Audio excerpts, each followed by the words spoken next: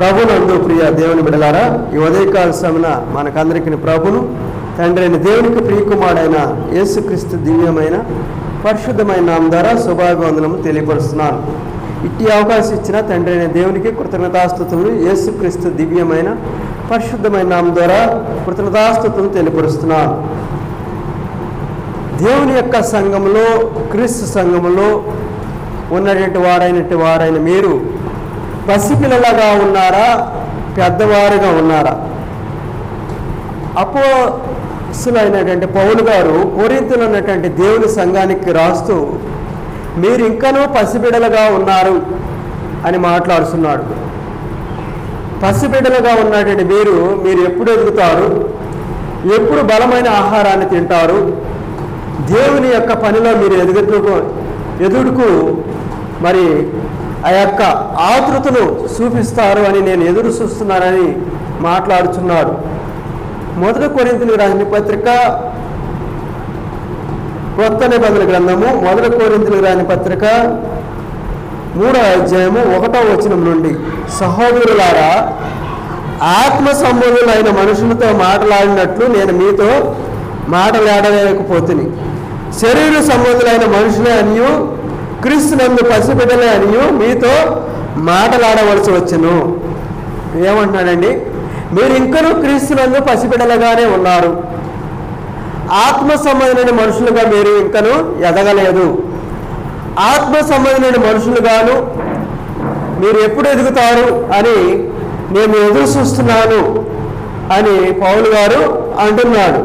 నిజమే ప్రియ దేవుని బిడ్డలారా, క్రీస్తుని ఎరగనేటి వారు, క్రీస్తులోనికి రావాలని ఆశపడేటి వారు దేవుని యొక్క సంఘములోనికి అప్పుడే చిన్న చిన్న అడుగులు, అప్పుడే 1 సంవత్సరం నిండి బాలుడు కానీ బాలిక కానీ చిన్నటువంటి తప్పటడుగులు వేస్తూ నడుస్తున్నప్పుడు తల్లిదండ్రులు చూసి ఎంతో మురిసిపోతూ ఉంటారు.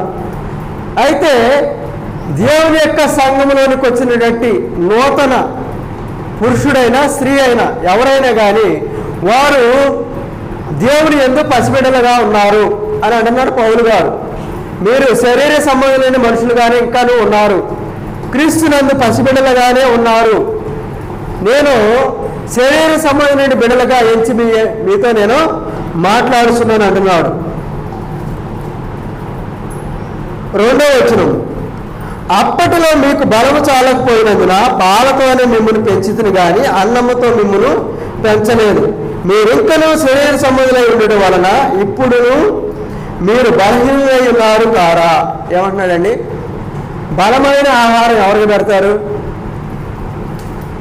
బలమైన ఆహారం ఎవరికి పెడతారంటే పెద్దవారికి పెడతారు. చిన్నపిల్లలు ఉన్నారు, పుట్టిన పిల్లలు, వారికి పాల వంటి ఆహారమే పెట్టాలి. ఆ అన్నం తినిపించామనుకోండి వారికి అరగదు. అరుగుతుందా? అరగదు. పెద్దవారికి ఆహారం పెడితే వారికి అరుగుతుంది. ఎందుకని? వారి యొక్క అవయవాలన్నీ కూడా అభివృద్ధి చెంది ఉంటాయి కాబట్టి. అందుకని అంటున్నారు, అప్పటిలో మీకు బలము చాలకపోయినందున పాలతోనే మిమ్మల్ని పెంచాను అంటున్నాడు. పాల వంటి వాక్యంతోనే మిమ్మల్ని పెంచాను అని అంటున్నాడు. నిజమే, క్రీస్తులోనికి ఇంకా ఎదగినటువంటి వారైనటువంటి వారు పసిబిడ్డలుగానే ఉన్నారు కాబట్టి వారికి పాల వంటి ఆహారమైనటువంటి వాక్యాన్ని వారికి బోధించాలి. ఆత్మ సంబంధమైన బిడ్డలు శరీరానుసారం కాకుండా ఆత్మీయంగా ఎదిగేటువంటి బిడ్డలకు బలమైనటువంటి ఆహారాన్ని పెట్టాలి. అందుకని అంటున్నాడు పౌలు గారు, మీరు పసిబిడ్డలుగా ఉన్నారు సంఘములో కాబట్టి మీకు పాల వంటి ఆహారాన్ని మీకు అప్పట్లో పెట్టాను. మీరు ఇంకా బలమైన ఆహారాన్ని తినడానికి అర్హులుగా లేరు అని మాట్లాడుతున్నాడు. 3వ వచనం, మీలో అసూయయు కలహములు ఉండగా మీరు శరీర సంబంధులై మనుష్య రీతిగా నడుచుకుని వారు కారా? ఏమన్నాడు?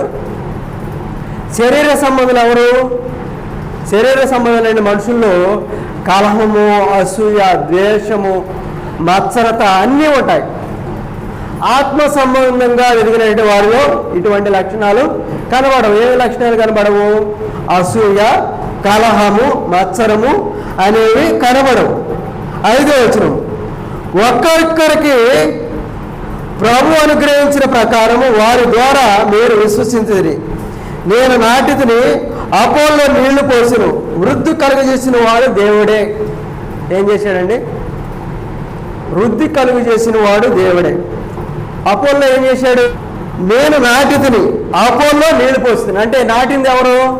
పౌలు గారు. సంఘంలో ఉన్నటువంటి వారిని అప్పుడే దేవునిలో ఎదగమని ఒక మొక్క వలె నాటాడు. వారికి నీళ్లు పోసింది ఎవరంటే అపోల్లో వారు. అపోల్లో వారు నీళ్లు పోసారు, నేను నాటాను. కానీ అభివృద్ధి చేసేటటువంటి బాధ్యత, ఆ మొక్కను పెంచేటటువంటి బాధ్యత ఎవరిదా అంటే దేవుడిది. సంఘంలో చాలామంది బాప్తిస్మ రక్షణ పొందినట్టు వారు ఉన్నారు. వారిలో వృద్ధి కలిగజేసేటవాడు మరి వారికి బాప్తిస్మ పొందాలి, దేవునిలోనికి రక్షణ పొందాలి అనే మనసును కలిగేవాడు దేవుడు.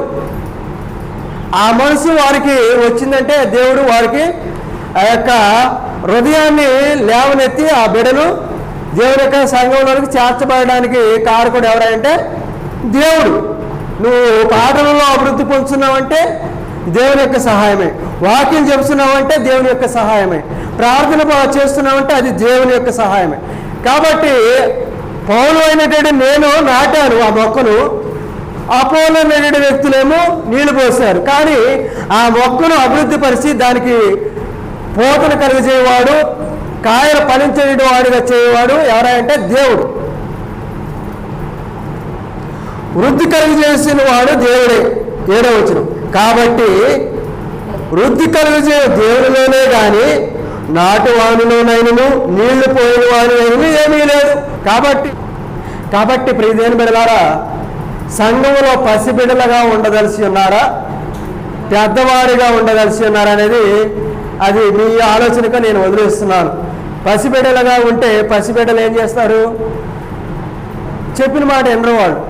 ఎందుకంటే వారికి ఏం తెలియదు, వారికి చెప్పినా కానీ అవగాహన ఉండదు. పెద్దవారు ఏంటంటే ఒక నడిగారు వయసు దాటి వృద్ధాప్యానికి వచ్చినట్టు వారికి అనుభవం ఉంటుంది, అన్ని విషయాలలో అనుభవం ఉంటుంది. కాబట్టి వారు పిల్లలను హెచ్చరిస్తూ ఉంటారు, ఇదిగో ఇలా వెళ్ళు, ఇలా వెళ్ళకు అని. మంచి చెడులు ఆ బాలుడు కానీ బాలిక కానీ బయటికి వెళ్ళేటప్పుడు తల్లిదండ్రులు చెబుతూ ఉంటారు. ఎందుకంటే వారికి అనుభవం ఉంటుంది. నువ్వు రోడ్డు మీద వెళ్ళేటప్పుడు ఎడం చేతి వైపుకే నువ్వు బండి నడపని చెబుతాడు తండ్రి. ఎందుకంటే కుమారుడు తెలియపోవచ్చామని చెప్పి పెద్దవాడైనటువంటి ఈయన అనుభవంతో చెబుతూ ఉంటాడు. ఒకవైపుకు నువ్వు వాగులోకి వెళ్తే నువ్వు పడిపోయి మునిగిపోవచ్చు, చనిపోతావు అని చిన్నపిల్లవాడు చెబుతాడు. అంటాడా? ఆ నీళ్లు కనిపిస్తున్నాయని చెప్పి ఆతృతగా పరిగెత్తాడు. అయ్యా ఆ యొక్క నీళ్ళలోకి వెళ్తే నువ్వు చనిపోతావు అబ్బాయి, ఇటు రా అని తీసుకొస్తాడు. ఎందుకంటే ఆ అనుభవం అనేది పెద్ద వ్యక్తికి ఉంటుంది. కాబట్టి పౌలు గారు చెప్పేటువంటి మాట ఏంటంటే, నేను నాటాను, అపోల్లో అనేటువంటి వ్యక్తులేమో నీళ్లు పోశారు, కానీ ఆ చెట్టు నుండి ఫలాలను ఫలింపజేయవాడు ఎవరంటే దేవుడు. కాబట్టి పసిబిడ్డలకు ఎటువంటి ఆహారాన్ని అందించాలంటే పాల వంటి ఆహారాన్ని. అప్పుడే సంఘంలో నుండి వచ్చినట్టు వారికి బలమైన వాక్యాన్ని చెప్పాను అనుకోండి, వారికి అర్థం కాదు. ప్రతిదినము ప్రతి ఆదివారం ఆరాధనకు వస్తూ దేవునిలోకి వస్తూ సంవత్సరాల తరబడి వస్తున్నట్టు వారు ఏమవుతారంటే వారు అభివృద్ధి పొందుతారు. ఆదాము అవ్వ ఎవరంటే వారు చెప్తారు. చిన్నపిల్లల్ని అడిగారు అనుకోండి, వారు ఎవరంటే వారు చెప్పలేరు. కాబట్టి చిన్న బిడ్డలకు పాల వంటి ఆహారంతో పెంచాలి, పెద్దవారికి బలమైన ఆహారముతో పెంచాలి. చాలామంది ఆత్మ సంబంధించిన వారు ఎదుగుదలలో వాక్యాన్ని చెబుతుంటే వారు పలానా వచనం పలానా గ్రంథం అనగానే ఈ సబ్జెక్ట్ చెబుతుంటే దానికి సంబంధించిన రిఫరెన్స్లు తీస్తూ ఉంటారు. అంటే వారు ఆత్మీయంగా అభివృద్ధి పొందారు, దేవునిలో ఎదిగారు. అట్టి వారికి ఎటువంటి ఆహారం పెట్టాలంటే బలమైన ఆహారం పెట్టాలి. ఒక టీ కప్పు గ్లాసుడు పాలు వారికి ఇస్తే ఆహారం సరిపోద్దా? రోజంతా ఉండాలంటే ఉండలేరు. కాబట్టి వారికి బలమైన ఆహారాన్ని అందించాలి. సువార్థికుడు బలమైన వాక్యాన్ని అందించాలి. చిన్న బిడ్డలు వారికి అవగాహన అనేటువంటి వాక్యాన్ని అందించాలి. కాబట్టి పసిబిడ్డలు ఎవరంటే దేవునిలో ఎదగినటువంటి వారు పసిబిడ్డలు. పెద్దవారు ఎవరంటే దేవునిలో ఎదిగినటువంటి వారు పెద్దవారు. ఇట్టి అవకాశం మీ అందరికీ తండ్రి దేవునికి శుభాభివందనములు.